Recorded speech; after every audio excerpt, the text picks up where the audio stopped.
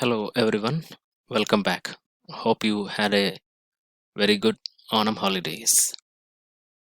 In the last class, we have learned about prose varieties, fiction, and short story.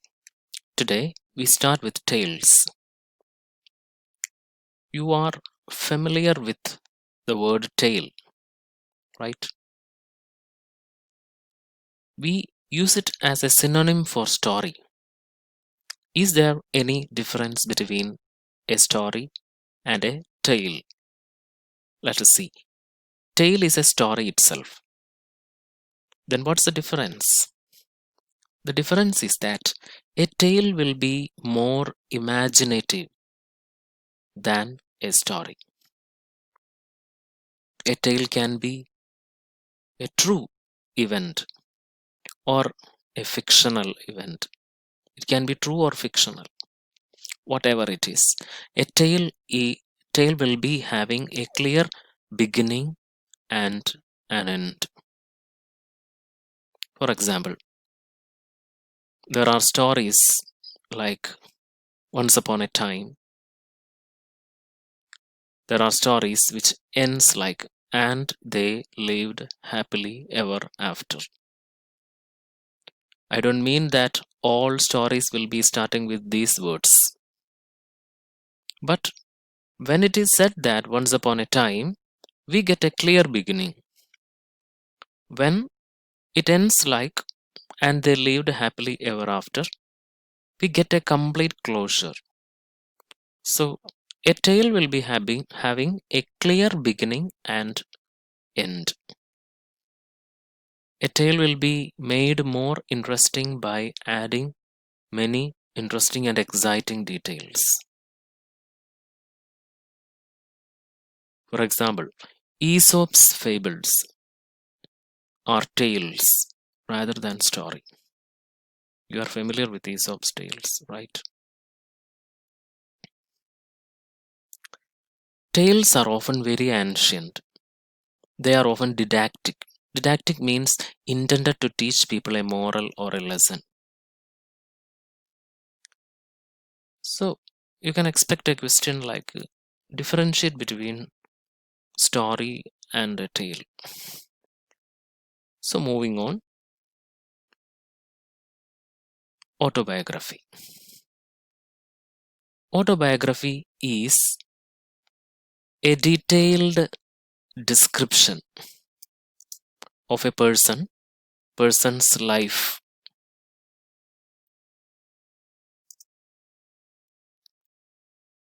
Life written by that person himself.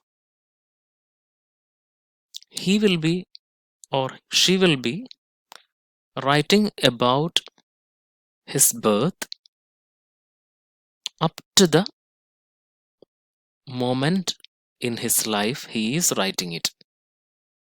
From the very birth to the point where he is writing it. Autobiography will be written based on writer's memory. So you are familiar with the autobiographies. Uh, Autobiography of Gandhiji, story of my experiments with truth. Jawaharlal Nehru's My Autobiography. There are several. Autobiography can take various forms like letters, diaries, journals, memoirs, reminiscences, memories, etc. Formal autobiographies are described as formal means normal autobiographies described as life reshaped by recollection. As I had described just now, autobiography is based upon the memory of the person who is writing it. So life reshaped by recollection, remembrances, with conscious and unconscious omissions. See, people who writes autobiography sometimes omit, will not include certain events. For example, there is something bad in his life and he decides that he won't be telling that. And distortions means some events are distorted, not reported like it happened. He may change it. So autobiography is described sometimes as life reshaped by recollection with conscious and unconscious omissions. Why conscious and unconscious? Sometimes these distortions and omissions are done consciously by the writer. Sometimes unconsciously, he won't exactly remember what happened. Now, famous British writer Graham, it is not Graham, Graham Greene, pronounced as Graham Greene, called autobiography a sort of life, meaning it is not exactly the person's life, but it is something like his life, his or her life. ജീവിതം പോലെ എന്തോ ഒന്ന്, something like his life, a sort of life. Now coming to biography. Biography is a detailed description of a person's life written by another person.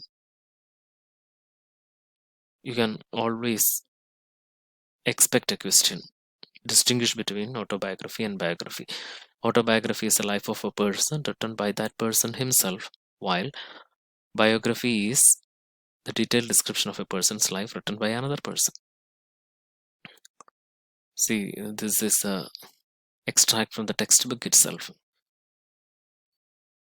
Biography is a work of non-fiction. It is a detailed description of a person's life. It involves more than just the basic facts like education, work, relationships, and death.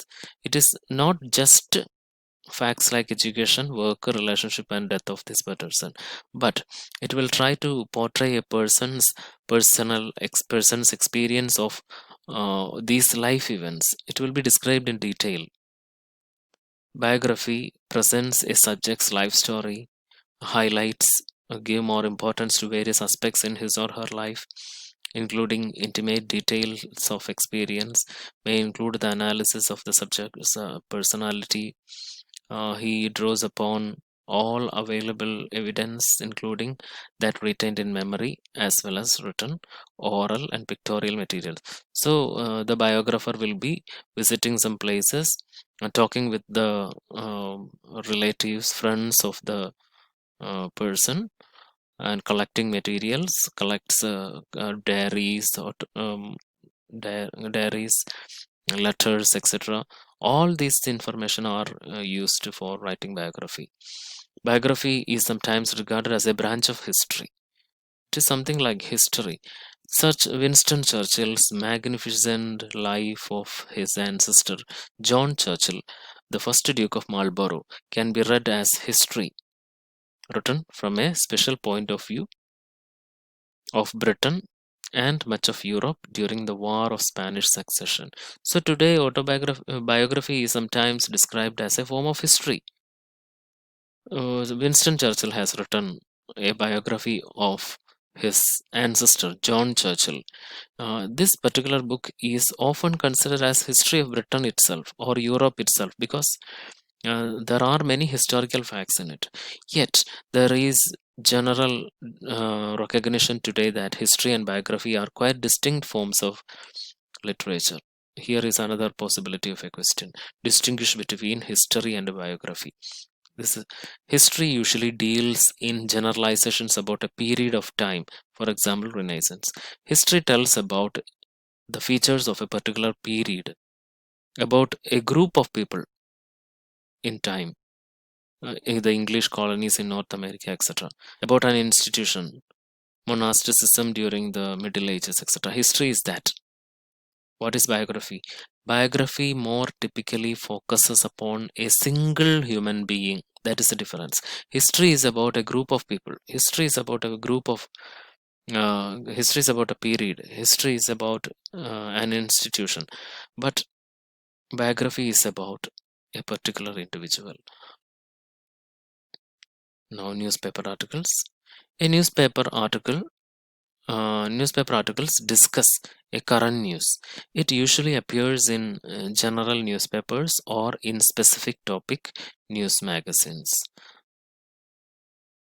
Their purpose is to give information. You know, you are familiar with newspaper articles for describing or enriching us with a news. We read newspaper articles for knowing about a particular thing, an event that happened. Purpose is to give information. Journal articles. See, journal articles are written about specific topics. A journal is a collection of articles that journal is that is published regularly throughout a year. They present, not the they present recent research developments. They are written by experts in that area.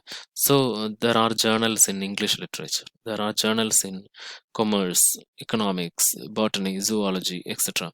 They are written by experts in that field, and they will be published twice in a year or once in a year or in 3 months, the 3 months frequency, like that. The frequency can differ. So these are the area we are we are discussing today. We will stop here just to go through the today's portions in the textbook and ask any doubts if there is any. Thank you.